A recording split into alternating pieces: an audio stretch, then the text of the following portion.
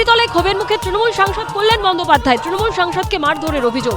চোর স্লোগান স্থানীয়দের, দেখানো হলো কালো পতাকা। সাংসদদের টার্গেট করা হচ্ছে। তৃণমূলের আভ্যন্তরীণ জনরোষ, বাইরের মানুষ যুক্ত নয়, এখানে বিজেপি যুক্ত নয়। সোনারপুরে কর্মসূচিতে গিয়ে জনরোষের মুখে অভিষেক। সোনারপুরে চোর চোর স্লোগান, ধেয়ে এলো ইট ডিম জুতো, গ্রেপ্তার 5। সোনারপুরে জনরোষ, অভিষেককে ভর্তি নিল না 2 নামী হাসপাতাল। পুরোটা একটা নাটক চলছে অভিষেকের, হসপিটালে ভর্তি হলে কিচ্ছু হয়নি। উনি নিজের জামা ছিঁড়ছেন।